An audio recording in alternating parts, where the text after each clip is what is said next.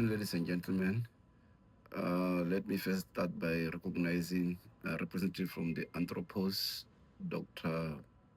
Michael Taylor and James. Also recognize the Permanent Secretary for the Ministry of Justice and Correctional Services, Memo Roka. Recognize all leaders present in this workshop across Botswana who are representing the indigenous people in Botswana. Ladies and gentlemen, accept my apologies that I could not be with you today because we have got meetings, cabinet meetings, parliamentary meetings, as well as representing the Committee of Supply Budget for the ministry. We could not make it in time. Also accept the apology of Mr. President Advocate Dumaboko, who would have loved to be with you this morning, but he could not make it due to the tight schedule as well as government business that requires him to be in Gaborone. Having said that, as the chairperson of the Inter-Ministerial Committee on the Indigenous People, I have delegated my peers, Memo Roka, to be with you this morning in the workshop. And as a government, we recognize and applaud you for having, for the first time, having leaders for the indigenous community in Botswana coming across all constituencies in Botswana to gather in Ghanzi to find a solution to matters pertaining to their existence, pertaining to the conflict that they had with government, pertaining to the issue of dispossession that they suffered in the past, and also a remedy to the solution that they would want to recommend to government to take them forward. With these few words, I would love to say, please again forgive us. I would have loved to be there in person, but as the schedule is tight, I could not make it. Also, I'm cognizant of the fact that we are emerging from a difficult history.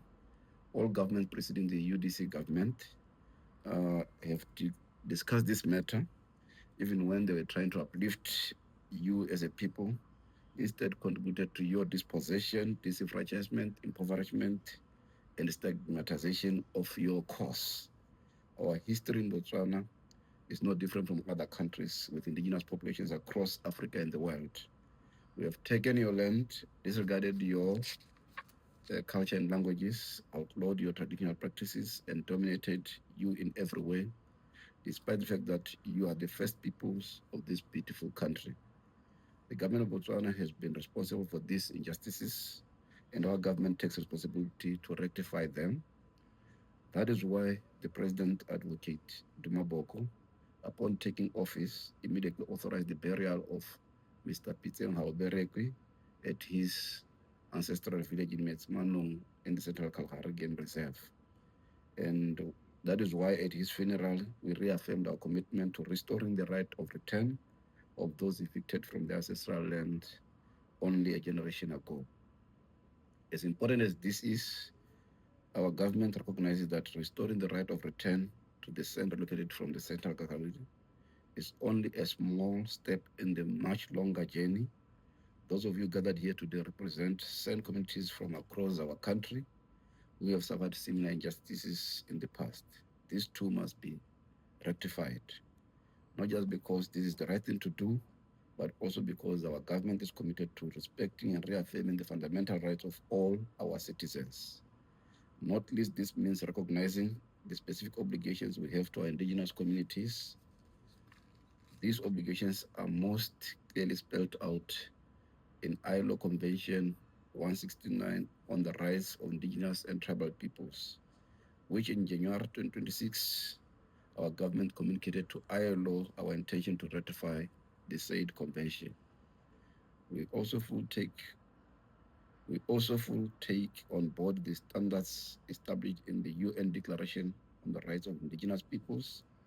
In September 2025, we welcomed the UN Special Rapporteur on the Rights of Indigenous Peoples on his first visit to Botswana. He chose Botswana in recognition of our shift from a denier to a flag bearer of indigenous rights on the continent. Ladies and gentlemen, I do not underestimate the challenges of turning our commitments into action. The Interministerial Committee is close to completing their consultations and will submit their report to Cabinet. The path to justice is seldom an easy one, And with justice comes new opportunities and livelihoods in your own lands so that the youth do not need to forever leave the ancestral lands territories to find a future. This will demand resources that we do not have. This is why I have authorized my government to sign a memorandum of understanding with Anthropos to help us bring funding partners on board and move rapidly into action. They report to me that initial interest from funders, both for my government and for your organizations, is strong. With such partnerships, we have good recipe for success. This brings me to the most important partnership of all in this reform process, that of government with yourself as SAM, Kwe, and Nama people of Botswana. For too long, we as government have told you what you need. We have worked for you, not with you, and this approach has failed.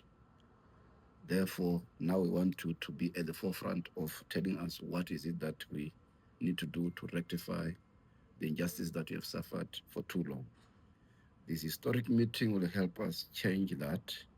I recognize this as the first time that indigenous leaders from across Botswana have gathered to define your priorities for indigenous reform and to establish your structures for overseeing that reform. This is a watershed moment in which Botswana's government and indigenous peoples move from conflict to cooperation. The body that you establish here to represent your peoples from across Botswana will be our interlocutor as we move ahead with the reforms. Through them, you will guide us, lead us, and teach us, and keep us accountable. We'll work together as partners and we'll succeed together. I thank you very much. Have a wonderful workshop, and we'll be awaiting for the decisions from your workshop. Thank you very much.